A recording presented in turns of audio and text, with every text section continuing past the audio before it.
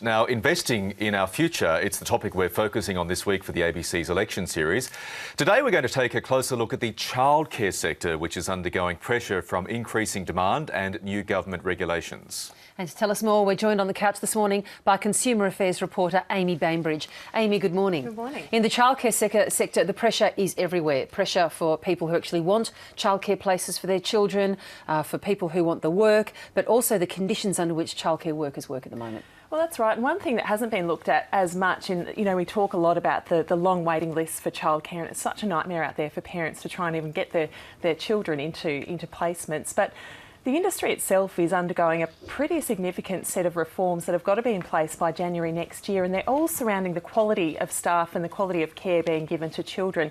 And the reforms that need to be in place by January mean that all staff working at childcare centres need to have either a diploma or a Certificate 3 in childcare, or at least be enrolled and studying one. Yep. And there's also changes to the staff ratios per child, depending, it's quite complicated, but depending on the age of the child and which room, I guess the terminology is, that a childcare worker works in. They're cutting the ratios so that you have fewer children per childcare worker. Now, we spoke to one of the childcare centres in Canberra. Now, Canberra and the Northern Territory are the two regions that are the most under pressure with these reforms, because they're just scratching to find the right amount of qualified staff. And Natalie Colbert, she runs Majura Park Childcare in Canberra, and she says she's now having to hire workers overseas. Really surprised when I advertise and when I go to recruiting companies and I do word of mouth and I attend trade forums and work forums and things like that, and then I still get no applicants for a position. It's really quite amazing, particularly when you then get 10 very good overseas applicants that you can pick and choose from.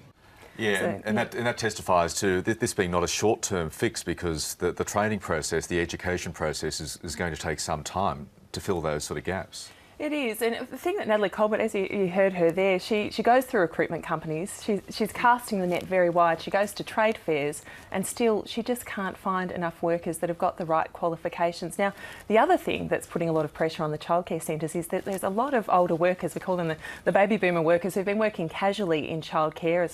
It can be a very rewarding profession and very flexible as well if you only want to work a couple of days a week. But with these new reforms coming in, there's a concern from Randstad, which is the major childcare recruitment company in Australia, that there's going to be a whole wave of baby boomers exiting the industry. And we spoke to one, Sharon Smearley, who's in Sydney, and she spoke about her decision to exit the industry once the new reforms are in place in January next year.